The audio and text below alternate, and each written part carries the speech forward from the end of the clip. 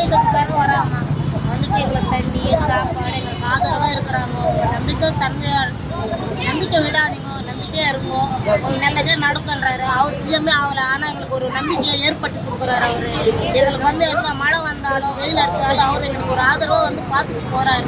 அவங்க தொண்டர்கள் வந்து நம்மளை பார்க்குறாங்க, எப்படி இருக்கிறீங்க, வெயிலில் என்ன பண்ணுறீங்க, தண்ணி பாட்டு ஜூஸு நாஸ்டா எல்லாம் எடுத்து போகிறாங்க.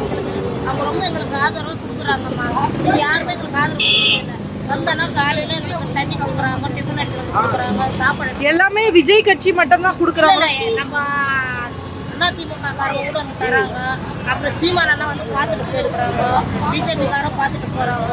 ஆனால் இவங்க வந்து நம்மளுக்கு சாப்பாடு கொடுக்குறாங்க. எங்களுக்கு வந்து அதெல்லாம் எங்களுக்கு வாங்க. ஆனால் அதிகமாக கொடுக்குறது யாரு, எந்த கட்சி அதிகமாக கொடுக்குறது? விஜய் கட்சி தராங்க.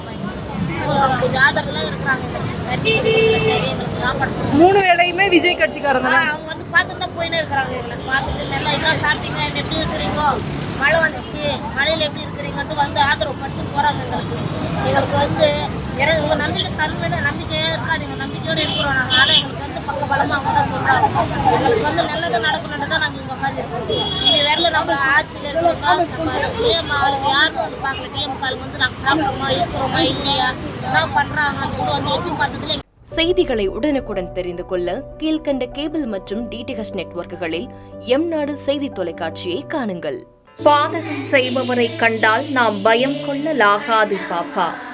மோதி மிதித்து விடு பாப்பா, அவர் முகத்தில் உமிழ்ந்து விடு பாப்பா. அண்மை செய்திகளை உடனுக்குடன் தெரிந்து கொள்ள இணைந்திருங்கள் எம்நாடு தொலைக்காட்சியுடன்.